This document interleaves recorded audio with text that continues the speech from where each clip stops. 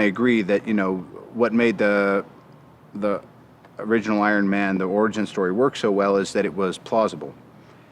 And then we had a bunch of fun doing the second one. And this time I feel like, again, speaking of alternate realities, there's a way that that Tony can interact with the Avengers, because he's already had hints that this Nick Fury guy is clearly stringing him along. And so he's in the dark about it, so it shouldn't be that big a surprise. At the same time, I think it's kind of through Tony's eyes that you have to see and buy into some of these bigger ideas now. I think he's curious, and it's hard for him to ingest what's going on, so he wants to go see it firsthand, but he's still himself. Probably in storytelling, John Campbell mode, he's searching. With Rhodey, he realized he's not an island, and so there was a kind of a partnership, outside of his with Pepper, and I think this time it's about that group mind and that, we is better than I. He's a tough guy, and he has generalship, which is what this required. You think of like Joe Johnston on Cap. It was like, I bet that guy really said, look, we're mashing up genres and I'm going to really marshal this thing through. You think about Ken Branagh for Thor. There's no better person that Hemsworth could have had this kind of interaction and tutelage from. And for me, John was a natural fit. So again, I think, aside from casting, the thing that Marvel does best is they pick the right directors for their projects. And it's always an exciting announcement, but it also always has that extra thing of, oh, you know what? I wouldn't have necessarily thought that, but retrospectively, it makes perfect sense. I'd always felt that Mark was the guy to play Bruce Banner, because there's something kind of immensely introspective and affable about the guy that makes that curse or that opportunity or that karma he has, which is not of his doing, but his responsibility to manage some way. He's just kind of, and he's just a really kind of funny, quirky guy, but he's a straight shooter. And I think that's probably the most important thing. Well, it's no surprise to anyone who works with him just for a couple days that he is a profound technician. And so honestly, I think you'd probably have to go back a generation from that and probably look at, he's got, some of the same operators and other people that work with Spielberg or work with people of that genre. And, even the Buffy series and his other films have always been visually really kind of their own thing. So, but I think what he's doing is he's drawing on everything he needs to draw on to make it his own.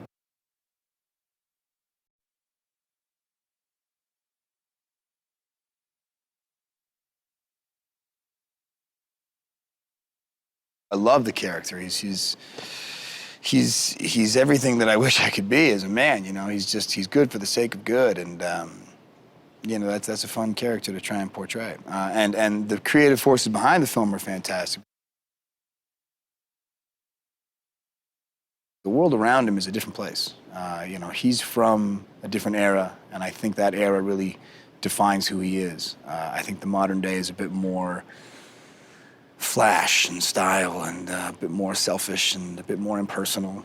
There's a lot of technologies that put blocks in between people, and the 40s, there was much more of maybe a direct and honest sincerity to the way people behaved, and I think human interaction breeds manners, and just it's a way of life that I think Steve had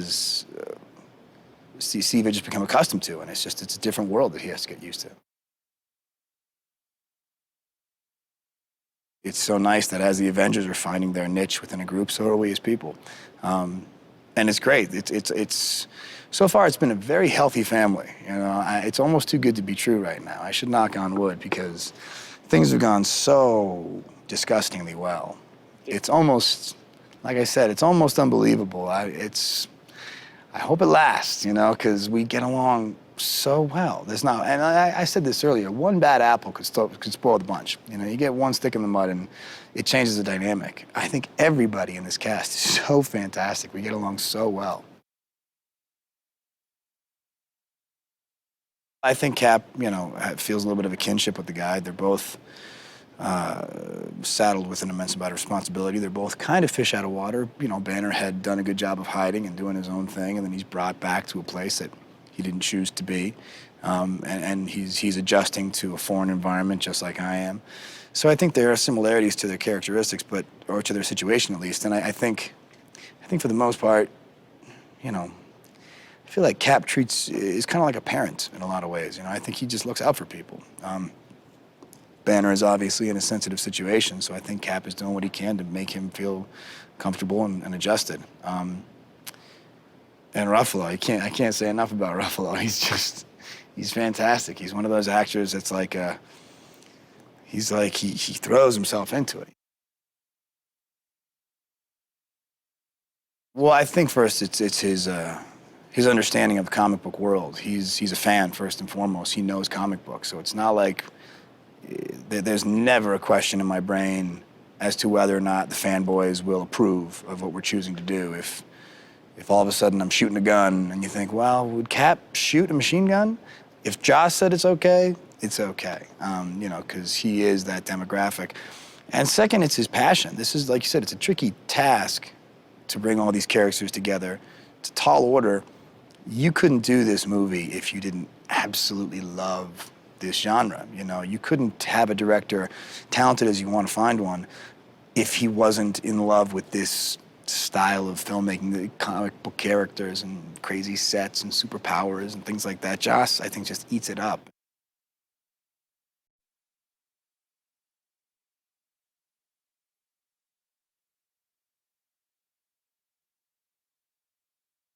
He's conveniently come back briefly because Odin's summoned some dark powers from the universe, and it's very costly, but he's come back to retrieve Loki, who's running madness on Earth and, in chaos, and also to ask some questions, that Loki's been missing and now he's turned up on Earth, and so Thor wants to know, why and how did this happen and where did we go wrong and what have you.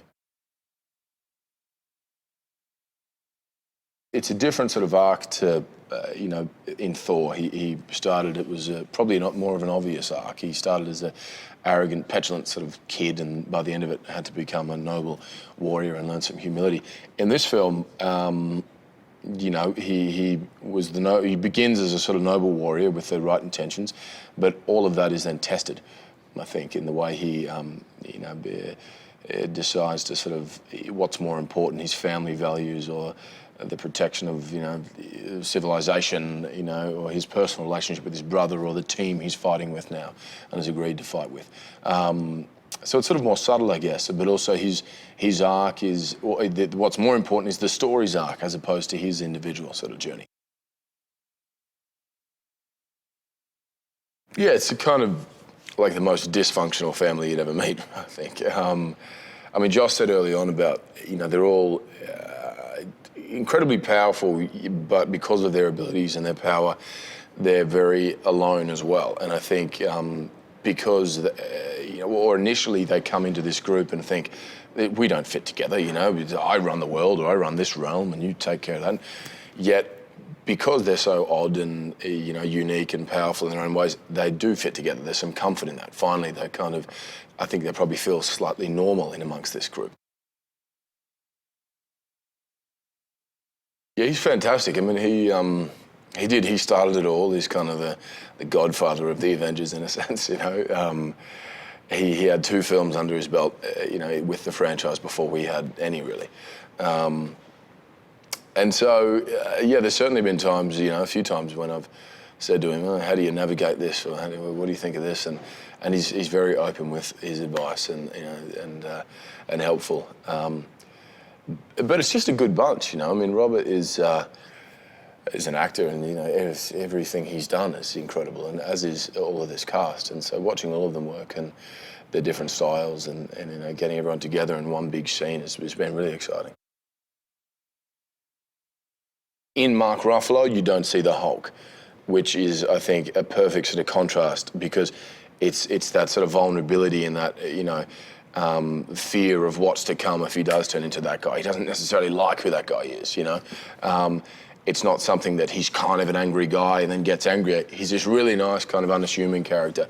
But then if pushed in the wrong direction, he, turns into this monster. And it's great seeing Mark play with that, because he just has a incredibly sort of endearing quality about him, and humility, and, he's the sort of, there's no bravado, and especially when you know what he can become. I think that's what's the really nice contrast.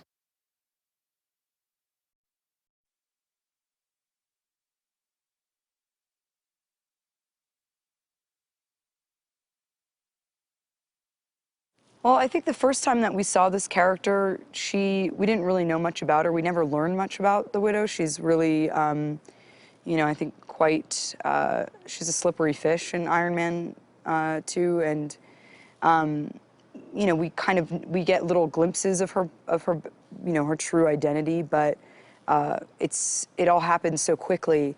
To be able to play, the Black Widow as she is, without, with these many faces. I mean, she still has many different faces she puts on. I think she still is sort of divisive in that way, but we get to see a little bit more of who she is, a little bit of her history, of her kind of shady past. The Black Widow, when we first find her, is she's, being tasked. She is in Russia. She is, in the middle of taking care of business. And she is then sent for by Nick Fury. And I think all of these characters are sort of reluctant superheroes in a sense. She looks at it as just kind of another job. She's basically out there kind of recruiting the team. And, she doesn't know much about this world. We definitely embrace the wushu a lot, and there's a lot of weapons in this, way more, kind of weaponry than I've ever had to learn before. So that's been complicated a little bit. You're like, okay, I can do all this hand-to-hand stuff. Oh yeah, here's this giant staff, or, a bow and arrow, or fight with these two guns in your hand, and you're like, wait a minute, I had all those movements down, and now I'm fighting against, a 20-pound, giant stick. So that stuff is a little bit difficult to pick up. I have to say, the first time I saw what they had in mind, I was like, oh my God, I'm never gonna learn it. And you do, it's just a lot of fails until you get it. Joss's dialogue is so witty and so dry and so clever, and I think he's really invested in each personality, and you can see the little I'd call them Whedonisms in the words. There's a lot of pop cultural references, and there's a lot of heart behind the characters. They are, when they hurt, they're hurt. We relate to them. There's betrayal. There's suspicion. These are real feelings, and I think the audience will relate to them, just as they have in the Iron Man films, just as they have in Thor, just as they do, in Captain America. I think the audience relates to each one of these films because they are, and I think it's why audiences, or why readers relate to comic books, is because these characters are human, but have these superhuman abilities. And Joss, as a fan, I think, was just dedicated to seeing that through. I think what makes this film stand out is, of course, the cast is just insane. When do you ever get to see this group of actors come together in this kind of fantasy world? And I think it's the sort of the grounded nature with which this film, with which Joss has infused this film, that sort of is, I think, in my mind, a throwback to what people loved in Iron Man, the original, but it's with a kind of like sci-fi infusion in some way. It's everything that Joss loves about sci-fi, which is being able to escape in this sort of, ultimate kind of otherworldly reality, but have it still be heartfelt and sincere.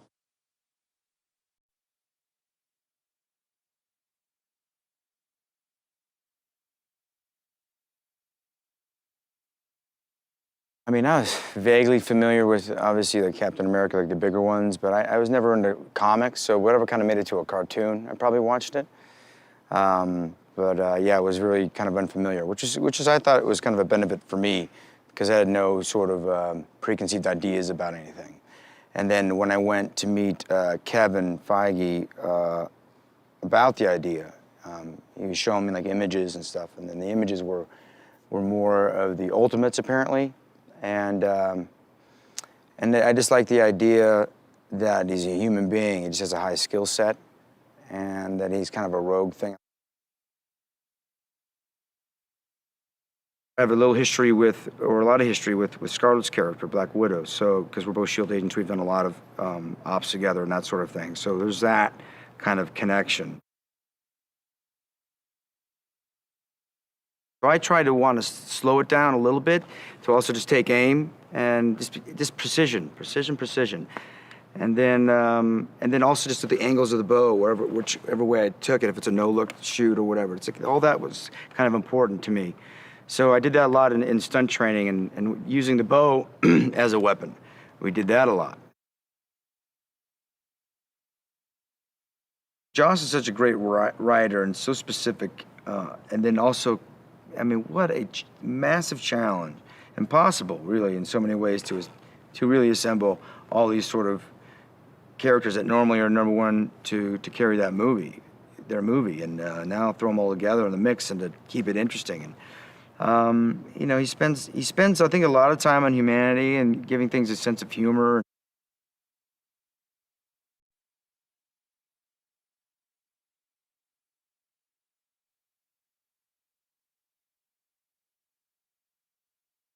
Loki in Thor was the lost prince of Asgard.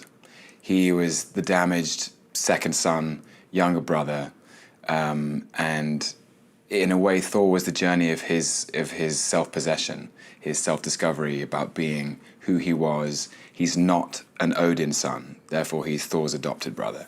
And Thor was about him becoming the god of mischief. At the beginning of the Avengers, he's already the god of mischief. He knows who he is. He knows what he wants. He doesn't need his family anymore. He doesn't need Odin anymore or Thor. And he's more like the god of menace. So rather than being a lost Asgardian prince, he's more like an Asgardian pirate.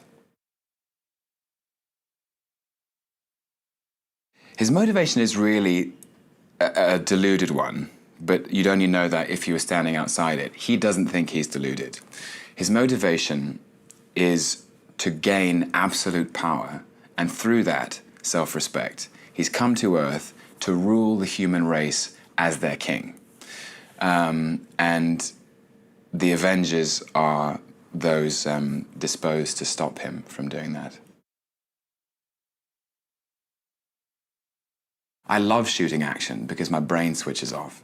And it's almost like a dance. And once you've got the moves down, all you have to do is fill these moves with the emotion of the scene, or the emotion of throwing that punch or catching it, or it becomes a very, almost a very Zen experience.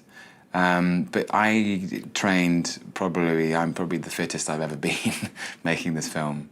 I had to be, you had just to conjure the stamina to finish the shoot, to get through every single day, to inhabit Loki's volatility and intensity. Well, every Avenger has a different skill set. Obviously, there's his brother, his enemy of old, who's stronger and more powerful physically. With Tony Stark and Iron Man, the challenge is a battle of wits and a battle of strategy and tactic.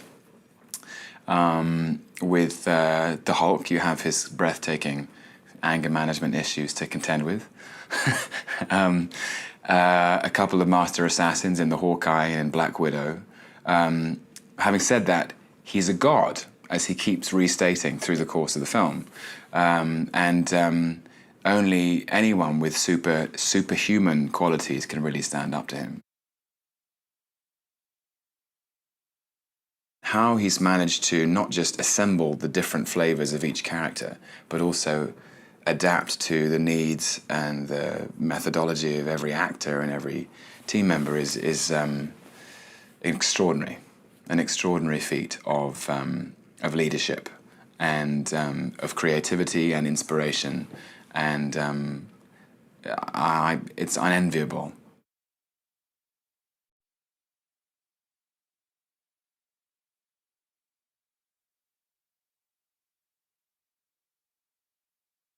What I loved about Coulson from, right away in the first movie was that at first he seems kind of just like an annoying bureaucrat, kind of pestering Tony Stark for an interview. And as the story goes along, to my great thrill, he turns out to be a much more formidable character and who's kind of hiding in plain sight as this guy. And that certainly has been the model for the rest of the movies. Every time I get the script, I'm very excited to find out, like, I'm that? I know that? I handle this? And that certainly has kind of culminated to an extent in the Avengers, where, Coulson's very much involved with trying to pull the team together. The real focus of S.H.I.E.L.D. is about developing the Tesseract and, finding out a way to use that vast power. And so suddenly the idea of the Avengers becomes not just appealing, but necessary. And as a person who has interacted with more of the Avengers than almost anybody except Nick Fury, Agent Coulson is definitely detailed to, wrangle them, call them in, talk them in, whatever it takes. It's a really fractious, bizarre family. They know something about what they have and do that nobody else does, And I certainly feel like Nick Fury and Agent Coulson and Agent Romanoff, powers or no, they understand it too. And to see the way Joss managed to make this feel like a living, breathing, epic family, I was so happy to be, from then on, I thought, okay, this is going to be amazing. Joss, has the unbelievable task of bringing all those worlds together in something that kind of takes a step up in terms of how grand and spectacular it is, and to kind of fuse all these characters together, all the worlds that these guys have come up with together into one world that supports this story.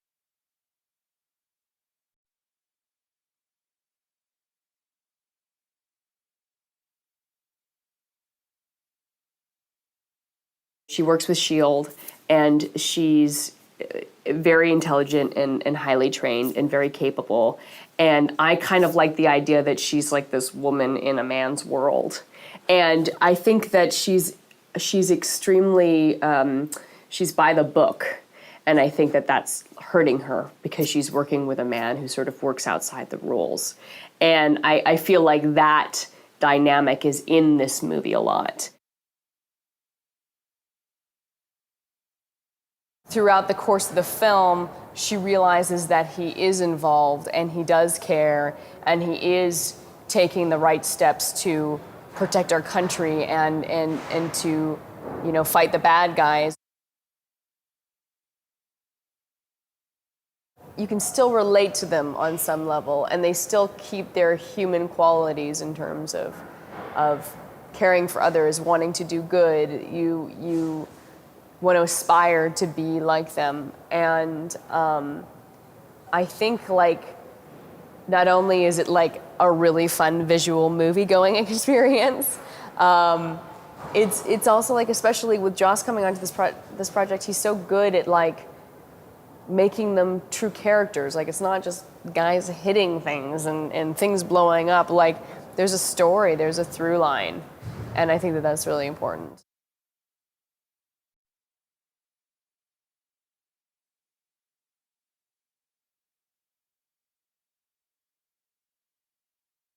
He's the same character as he was in Thor. He's this scientist that has been employed by S.H.I.E.L.D. now to work on the Tesseract. And obviously needs my scientific skills to achieve what he wants to achieve. He's obviously not very good with computers and stuff, but Dr. Selvig is. I think that's very important, and I think that the big event movies in the last couple of decades have been drawn towards having more character in them. They're not only relying on the special effects anymore, which I think the audience likes. They want to see human beings, and they want to see good actors doing their jobs, not only explosions. So I think it's a part of the success, definitely.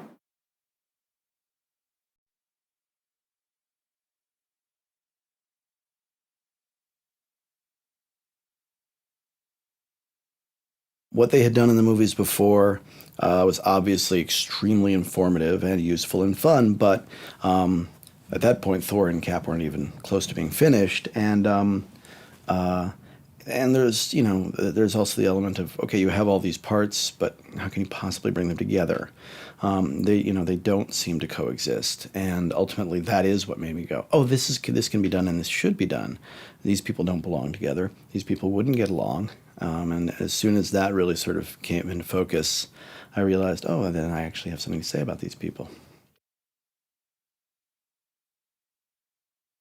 Marvel had a very clear idea of the kind of spectacle that they wanted and sort of their structure, act-wise, this conflict here, this here, and which was great for me because then I had something to build off of, and the only thing I was interested in building was, well, how do we get there? How does that matter, and how does that action tell us something about the characters we didn't know, so it's not just a checklist, which is very important to me because you don't want to come off of this feeling like a ride. You want to come off of this, and there'll be some riding, God knows, but you want to come off of it feeling like, you got told a story. And so the only thing I really had to worry about was motivating it, was making it matter to these people and making these people matter to the audience. Obviously, Black Widow is a fun character and was played by Scarlett Johansson, 2 points in her favor. She's also a woman. And I was very clear from the start, you cannot have an all-male team. You just can't do it. It's not acceptable. The thing about Sam is I always think that there are two of him. He's famous for the sort of bravura, Pulp Fiction, speechifying. This is a guy who can, out-moxie anybody in the room. But of course, as a huge Unbreakable fan, I'm also very much in love with the great well of sadness that he brings. And I told him from the very beginning, and my biggest note throughout the film was less shaft, more glass. Because what I wanted to see was a guy who, could absolutely command a room with his voice. Could absolutely be the guy you would never question was in charge of this enormous organization and everything around it. Could be a guy who would do stuff that was morally compromised, yet absolutely necessary, but at the same time would feel the burden of that. To be the leader means to separate yourself from everybody else. Mark was my first wish. I made a very short list, and Mark was at the head of it. He was the guy I wanted, and Marvel. And I said, look, I think we want a completely fresh take on this, and I think I know the guy for it. And they're like, well, we're not sure unless it's Mark Ruffalo. We don't even know if. And I'm like, what? I just froze. I was like, "You got to be kidding! You did not just say that." And then I showed them my list that I had in my wallet, a little piece of paper. And they were completely on board with that, and I think they'd been interested in him before. And he, as somebody else that so after Robert, he's probably the person I spent the most time with before shooting, which is Annie, and just talking about anger and how it manifests and different kinds, and so that we could get the Hulk away from being this roaring creature.